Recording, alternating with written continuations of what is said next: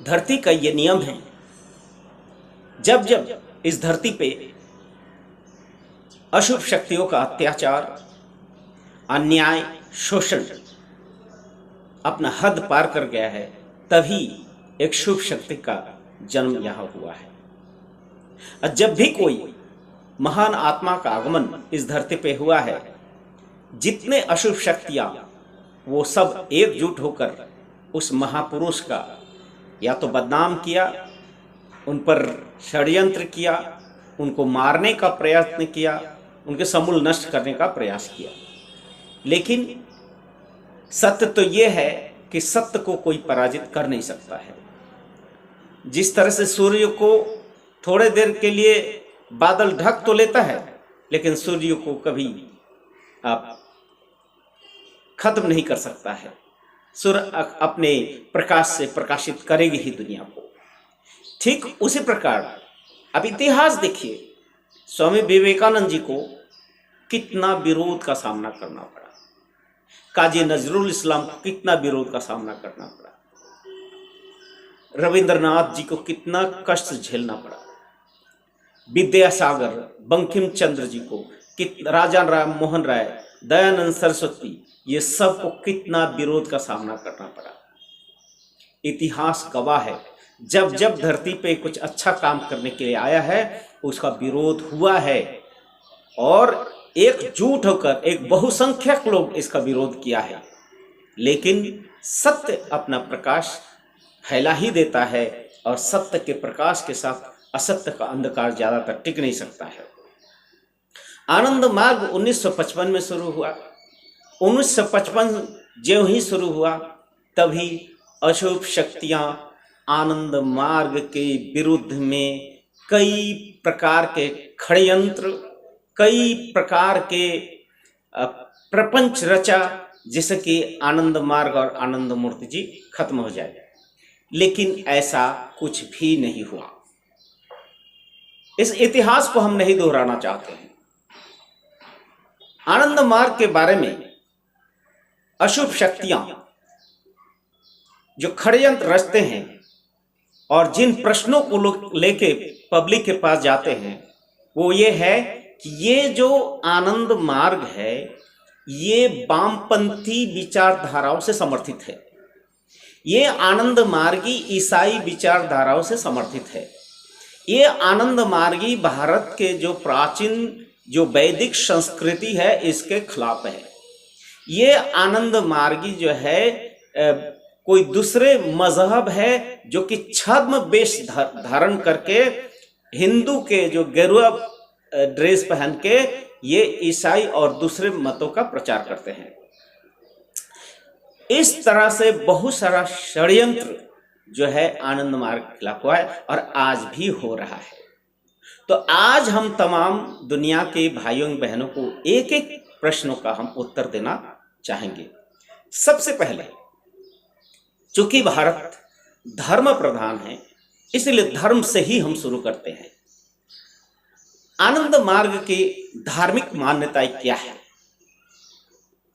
स्पष्ट भाषा में कह दूं कि आनंद मार्ग किसी तरह के मजहबी विभेद को स्वीकृति नहीं देता है। आनंद मार्ग एक मानव धर्म को मानता है, और एक मानव धर्म का मतलब ही है वो है भागवत धर्म या सनातन धर्म। सनातन धर्म कोई किताबों में पंजीकृत कोई तथ्य नहीं है। सनातन धर्म को कोई किताब या मजहब के बाउंड्री में घेर के नहीं रखा जा सकता है। सनातन धर्म, सनातन जो है, सत्य सनातन, मानव जाति के जन्म होते ही मानव जाति के साथ ही सनातन का जन्म हुआ है। सनातन कोई विशेष ज्योग्राफी, भौगोलिक परिस्थितियों के द्वारा प्रभावित नहीं होता है। सनातन कोई भूखंड या कोई विशेष सांस्कृतिक अभिव्यक्तियों के साथ सनातन नहीं है। सनातन देश काल पात्र के बंधन से अतीत है। भागवत सत्ता अर्थात परम ब्रह्म की सत्ता वो देश काल पात्र के अतीत है।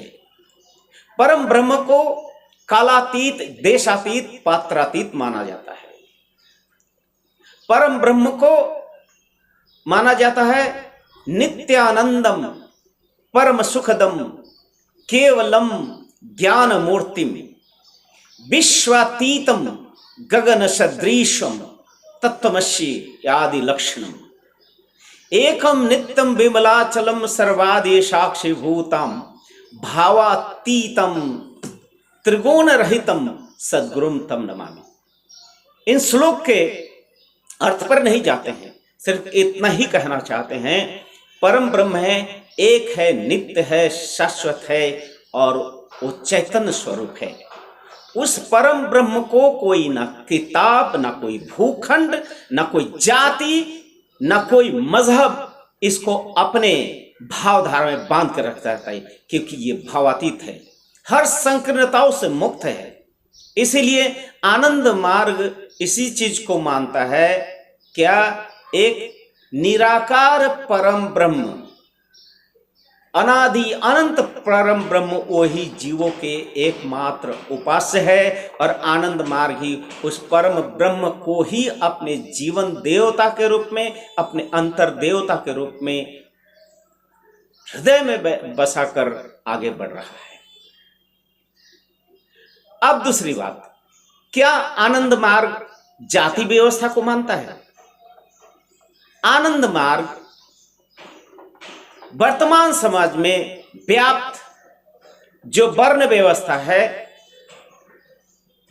जो जन्म से जुड़ा हुआ जो वर्ण व्यवस्था है, उसे आनंद मार्ग खंडन करता है, खारिज करता है, अर्थात स्वीकृति नहीं देता है। आनंद मार्ग ही वर्ण व्यवस्था को मानता है, लेकिन वो वर्ण व्यवस्था कर्म के अनुसार है, अर्थात चतुर्वर्ण मम सृष्ट गुण कर्मेण विभागस्य, ये परमात्मा के ही ये वर्ण व्यवस्था है, लेकिन गुण और कर्मों के अनुसार बनाया गया है।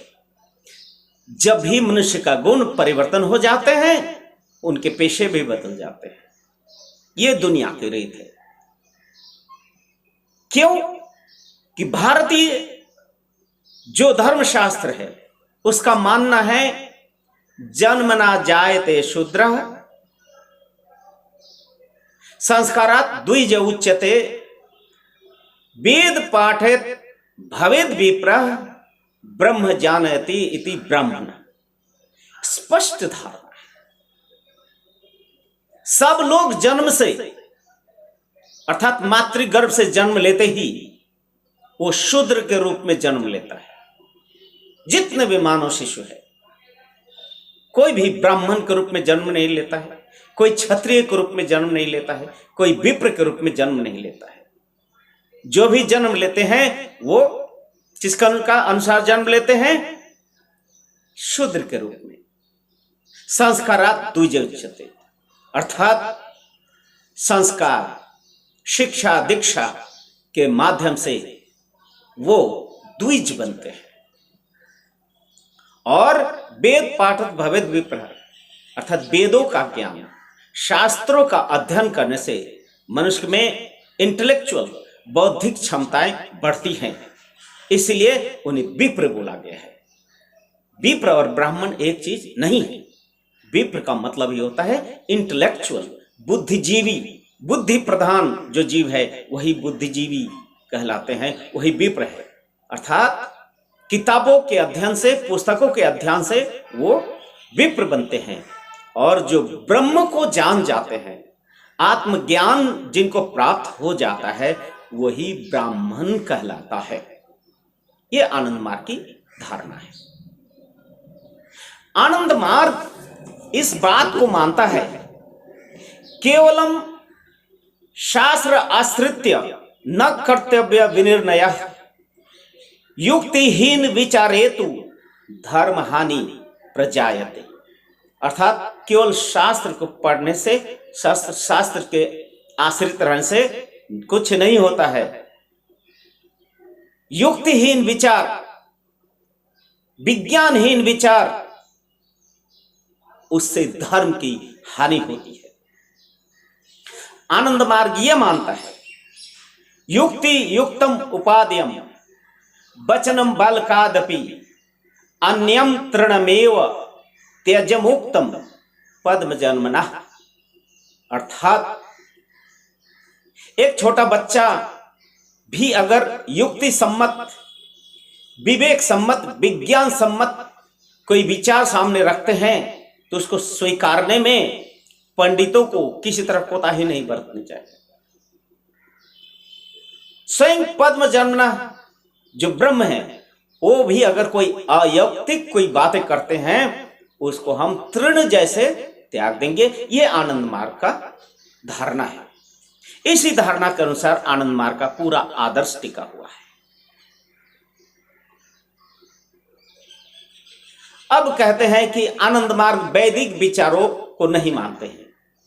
यह भी गलत धारणा है। वेद कोई 2, 5, 10 पन्ने का कोई किताब नहीं है। 4 वेद है, कितने हजारों हजार उसमें सूक्त है, श्लोक है, और इसीलिए वेदों को 4 भागों में बांटा गया है।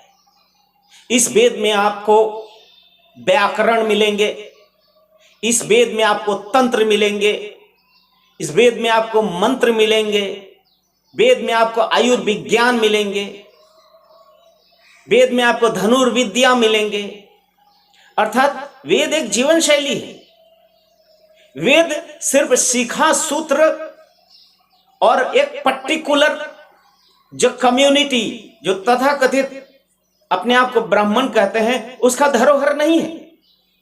वेद तो मानव जाति का एक जीवन, संपूर्ण जीवन शैली है। इसलिए आनंद मूर्ति जी ने वेद के जो ज्ञान कांड है, जिसको हम उपनिषद कहते हैं, उसको आनंद मूर्ति जी ने अपने किताबों में लिया। सुभाषित संग्रह में वेद में ब्रह्म विज्ञान, और आनंद मूर्ति जी ने तंत्र में जो ब्रह्म विज्ञान है उसको लिए हैं। अर्थात ब्रह्म को सर्वोपरि सत्ता मानकर आनंद मार्ग उस ब्रह्म संप्राप्ति का ही मार्ग है। आनंद संप्राप्ति का मार्ग आनंद मार्ग है। और उस आनंद संप्राप्ति के लिए जो पद्धति है, जो पथ है, जिसको हम मार्ग कहते हैं, वह है साधना मार्ग। और यह साधना मार्ग कोई नया चीज नहीं है। भगवान सदाशिव कृष्ण के बताए हुए जो तंत्र और योग है, यही आनंद मार्ग साधना का आधार है। इसी साधना को आनंद मार्ग के हर सदस्य को नियमित रूप से करना होता है। हर सन्यासियों को 4 वक्त साधना करनी होती है। आनंद मार्ग की दिनचर्या सुबह 4 बजे से ही शुरू होती है, जिसमें पांचजन्य से लेकर कीर्तन, भजन, साधना, योग, व्यायाम, योग साधना, ये सारे चीज इंक्लूडेड है, इसमें जुड़ा हुआ है। कह सकते हैं कि आनंद मार्ग का जो जीवन शैली है वो पूर्ण रूप से भगवान शिव और कृष्ण के बताए हुए तंत्र और योग पर आधारित है। ये युक्ति विज्ञान समर्थित है। यहां पर इलॉजिकल, इरेशनल कोई विचारों को स्वीकृति नहीं देता है। आनंद मार्ग इस विचार को खंडन करता है कि कोई एक पर्टिकुलर कम्युनिटी के लोगों को ही पौरोहित्य करने का अधिकार है। आनंद मार्ग कहता है नहीं, आनंद मार्ग किसी को जन्म से किसी को विशेष अधिकार लेके जन्म नहीं लेता है। हर व्यक्ति को अपने कर्म के माध्यम से बड़ा होना होता है। अगर तथाकथित ब्राह्मण परिवार में जन्म लिया हुआ बच्चा अगर पढ़ाई लिखाई नहीं करे, फिर भी क्या उनको क्या अपने सर पे बैठा कर पूजा करेंगे आदमी? उनको भी स्कूल जाना होता है, उन्हें भी विश्वविद्यालय में पढ़ना पड़ता है, उन्हें भी स्नातक बनना पड़ता है, तभी वो विद्यार्थी कहलाते हैं, तभी स्नातक कहलाते हैं। क्या हमारे भारतवर्ष के जो जितने भी गुरुकुल रहे हैं उसमें इस तरह की व्यवस्थाएं हैं जो बिना पढ़े लिखे किसी को भी पौरोहित्य करने का अधिकार दे दिया जाए? क्या ये इतिहास रही है? ऑफ कोर्स नहीं। क्षत्रियों को भी अपने क्षत्रियता प्रदर्शन करने के लिए युद्ध कौशल सीखना होता था। अरे जितने भी व्यक्ति हैं सबको अपने कर्म के माध्यम से प्रमाणित करना होता है कि वो व्यक्ति योग्य है या अयोग्य है। तो फिर जन्म कोई पर्टिकुलर गोत्र या कास्ट में जन्म लेके ही वो कैसे सर्टिफिकेट मिल जाता है कि वो उच्च कोटि के है, उन्हीं को भगवान ने दिया है? सिर्फ शिखा सूत्र बांध के आदमी को ये टैग नहीं लगाया जा सकता है कि यही एकमात्र भारत के संस्कृति के धरोहर को बचा रहे हैं और वर्धन कर रहे हैं। कबीरदास क्या भारत के संस्कृति विरुद्ध में है? रहीम भारत के संस्कृति के विरुद्ध में रहे हैं। रैदास, रामदास, ये सब क्या भारत के संस्कृति के खिलाफ रहे हैं? जो नीच कुल में रह, तथा कथित समाज के नीच कुल में रहकर भी ब्रह्म ज्ञान की प्राप्ति किए हैं और उस ब्रह्म ज्ञान को संपूर्ण विश्व में फैलाया है। लाहिरी महाशय का नाम सुने होंगे, योगानंद का नाम सुने होंगे, विवेकानंद का नाम सुने होंगे। ये सब कोई पर्टिकुलर उच्च खानदान में जन्म नहीं लिए हैं। ये सब समाज के दलित वर्ग जन्म लेके एक उच्च कोटि का साधक बन के ब्रह्म ज्ञान की प्राप्ति करके समाज को प्रकाश दिखाया है। इसलिए आनंद मार्ग इस तथाकथित समाज में व्याप्त अंधविश्वास, रूढ़िवादी विचारधाराओं पर आधारित वर्ण व्यवस्था को स्वीकृति नहीं देता है। आनंद मार्ग के इस युक्ति समर्थित, विज्ञान समर्थित विचारों के अनुकूल ही आनंद मार्ग को सुप्रीम कोर्ट ऑफ इंडिया के तहत एक स्वतंत्र धर्म के रूप में स्वीकृति मिली है। आनंद मार्ग के सेवा कार्य के माध्यम से आनंद मार्गियों को यूनाइटेड नेशन ने एक एनजीओ के रूप में स्टेटस दिया है। लोग कहते हैं, कुछ भ्रमित लोग, भ्रम फैलाना उनका काम है। वो कहते हैं कि आनंद मार्ग का जो शिक्षा, हजारों शिक्षा स्कूलों के माध्यम से ये वामपंथी विचारधाराओं को समर्थन दे रहे हैं। कितने मूर्ख है। यही पश्चिम बंगाल है, जिस पश्चिम बंगाल में वामपंथी विचारधाराओं के लोगों ने आनंद मार्ग पर कितना अत्याचार, निर्मम अत्याचार किया।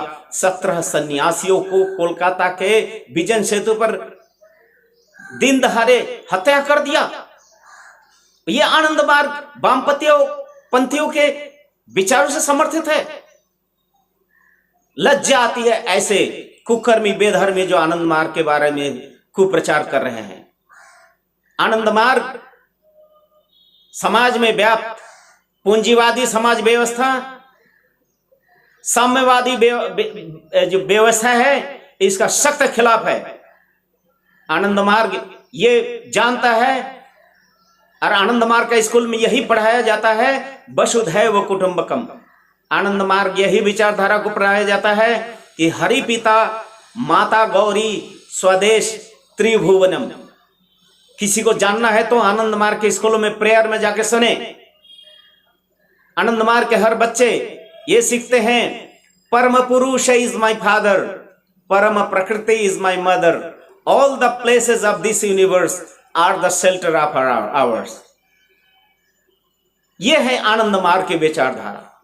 आनंद मार्ग की शिक्षा निष्कलुष, निष्कलंक, हर तरह के अंधविश्वास और कुसंस्कारों से मुक्त है। आनंद मार्ग ये मानता है कि ईश्वर के साथ मनुष्य का एक स्वाभाविक संबंध है, जैसे पिता और पुत्र का संबंध। आनंद मार्ग ये मानता है कि ईश्वर के साथ सिर्फ मनुष्य का ही संबंध नहीं है, सृष्टि में जितने भी जीव है, अजीव है, सबका परमात्मा से सीधा ओतप्रोत भाव में संपर्क है। आनंद मार्ग इस चीज को मानता है और इसी को मान के आनंद मार्गी स्कूल में 90 मानवतावादी विचारधाराओं को समर्थन करता, उसी का प्रचार और प्रसार सारे दुनिया में कर रहे हैं। लेकिन दुर्भाग्य क्या है, जब भी कोई सत्य बोलते हैं, झूठ बोलने वाले 100 लोग इस सत्य को ही झूठा साबित करने का कोशिश करते हैं। वही इसी तरह का प्रचार समाज में जो रूढ़िवादी विचारधाराओं को, जात पात को बढ़ावा देके जिनका अपना जीविका निर्वाह करते हैं, वैसे लोग ही आनंद मार्ग को विरोध करते हैं। आनंद मार्ग धर्म के नाम पर जो परजीवी है, परपिंड भोजी है, ऐसे लोगों को आनंद मार्ग कभी स्वीकृति नहीं देता है। ऐसे धर्म के नाम पर परपिंड भोजी, परजीवी, पैरासाइट जो मानव जाति को खून चूस चूस के जीवित रह रहा है, आज भी मानव जाति में भेदभाव सृष्टि करके जो अपना बिजनेस, अपना धंधा चला रहे हैं, ऐसे विचारधाराओं के लोग ही आनंद मार्ग के विरुद्ध करते हैं। आनंद मार्ग का अप्रोच रीजनल अप्रोच और यूनिवर्सल स्पिरिट है। आनंद मार्ग कोई भी नेशन के खिलाफ नहीं है, और आनंद मार्ग मानता है कि जन्म ही जन्म भूमि स्वर्गादपि गरीयसी, इस बात को मानता है।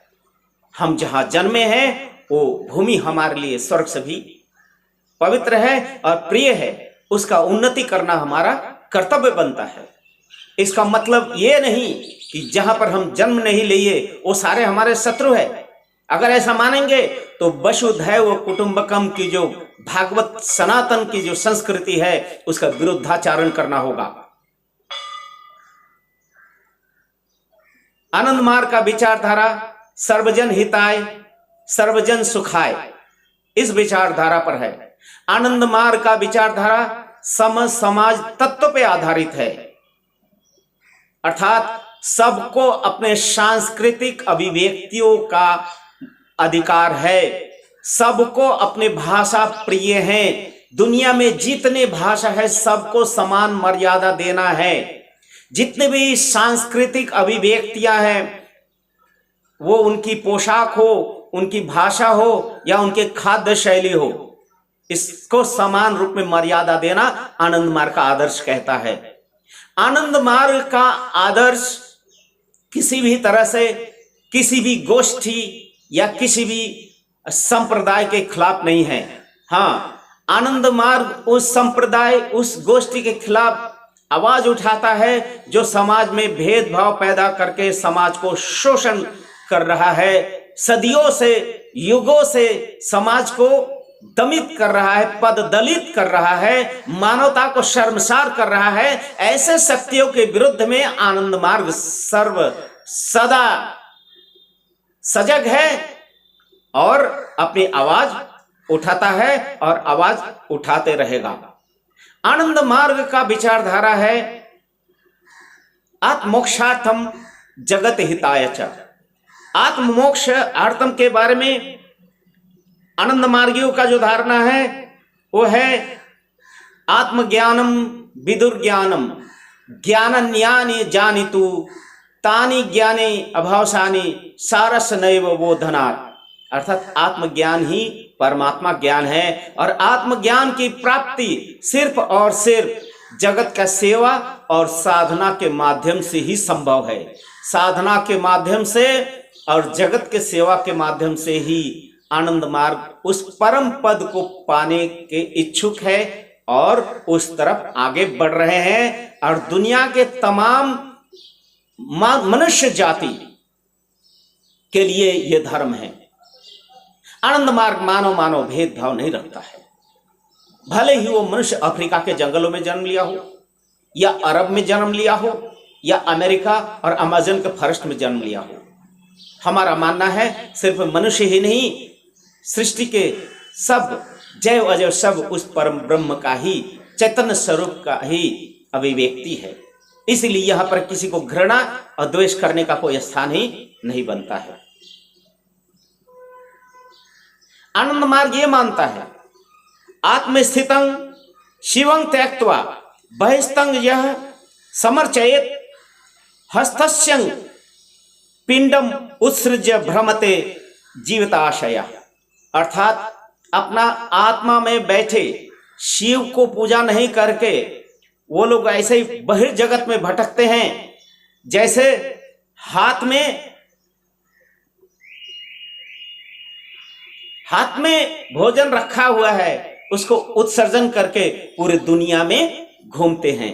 अर्थात कस्तूरी मृग के नाभि में बसते हैं, लेकिन उस कस्तूरी को पाने के लिए पूरे दुनिया में घूमते हैं। इसलिए आनंद मार्ग का ये विचार है, इदम तीर्थम भ्रमंती तमसा जनः आत्म तीर्थम न जानती कथम मोक्ष वरानने। अर्थात एक तीर्थ से और अमुक तीर्थ से भटकना ये सिर्फ अंध तमसा जन है, अंधकार से युक्त लोग हैं। लेकिन जब तक आत्म तीर्थ को नहीं जानेगा, कितना भी तीर्थ भटकते रहो, तब तक परमात्मा की प्राप्ति संभव नहीं है। इसलिए मेरे प्यारे भाइयों बहनों, आनंद मार्ग का स्कूल, आनंद मार्ग का शिक्षा पद्धति एक ही है। हमारा मानना है, जैसा तुम सोचोगे वैसा ही तुम बोलोगे, और जैसा बोलोगे वैसा ही तुम्हारा कर्म होगा। अर्थात तुम्हारा सोच अगर अंधविश्वास कुसंस्कार से जड़ित है तो तुम अंधविश्वास को ही प्रश्रय दोगे, और वैसे ही कर्मकांड में बने रहोगे, जो कर्मकांड हमारे भारतीय संस्कृति को पूरे दुनिया में सिर्फ बदनाम किया है। इसलिए उन तमाम महात्माओं ऋषि मुनियों को प्रणाम करो जो अंधविश्वास को संस्कारों को मुक्त करके समाज को नया दिशा दिया है।